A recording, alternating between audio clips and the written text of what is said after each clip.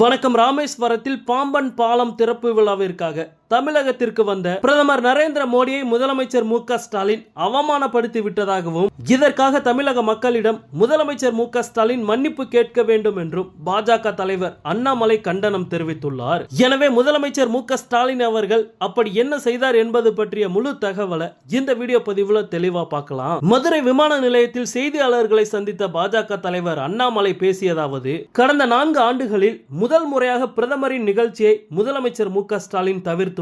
இலங்கைக்கு சென்ற பிரதமர் மோடி டெல்லிக்கு கூட செல்லாமல் நமக்காக 8300 கோடி மதிப்பிலான திட்டங்களை கொடுப்பதற்காக தமிழ்நாட்டிற்கு வந்திருந்தார். அப்படி இருக்கும்போது பிரதமரை வரவேற்பது என்பது தமிழக முதல்வரின் தலையாய கடமை. ஆனால் இந்த விஷயத்தில் முதலமைச்சர் அரசியல் செய்துள்ளார். ராமேஸ்வரத்தில் வெயில் அதிகமாக இருப்பதால் ஊட்டிக்கு சென்று விட்டார். தொகுதி மறுசீரமைப்பை காரணம் காட்டி ஊட்டியில் இருக்க வேண்டிய அவசியம் என்ன? தனது கடமையை முதல்வர் செய்ய தவறிவிட்டார். இதனை பாஜக சார்பில் வன்மையாக கண்டிக்கிறோம். தமிழக மக்களுக்காக பணியாற்ற வந்த பிரதமரை முதலமைச்சர் மு.க. ஸ்டாலின் அவமானப்படுத்தி உள்ளார். அதற்காக தமிழக மக்களிடம் முதலமைச்சர் மு.க. ஸ்டாலின் மன்னிப்பு கேட்க வேண்டும். பிரதமரிடம் தொகுதி மறுசீரமைப்பு குறித்து பேச வேண்டும் என்று முதலமைச்சர் கேட்டிருந்தார். முதல்வரின் தொகுதி மறுசீரமைப்பு நாடகத்தை தமிழக மக்கள் உணர்ந்து விட்டனர். இதை ஒரு காரணமாக வைத்து ஊட்டியில் முதல்வர் ஒளிந்திருக்க வேண்டிய அவசியமில்லை. தமிழகத்தின் மீது அக்கறை இருந்திருந்தால் இன்று முதலமைச்சர் மு.க. ஸ்டாலின் வருகை தந்திருக்க வேண்டும். ஆனால் அவர் வரவில்லை.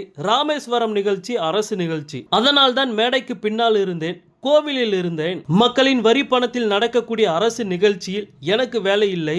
அதனால் தான் பாஜகவின் பிரதிநிதிகளான மத்திய இணையமைச்சர் எல் முருகன் மற்றும் நயினார் நாகேந்திரன் ஆகியோர் இருந்தனர். எங்கிருந்தாலும் நான் எனது பணியை செய்ய போகிறேன். பதவி வந்தாலும் மாற மாட்டேன், வராவிட்டாலும் மாற மாட்டேன் என அண்ணாமலை பேசியுள்ளார்.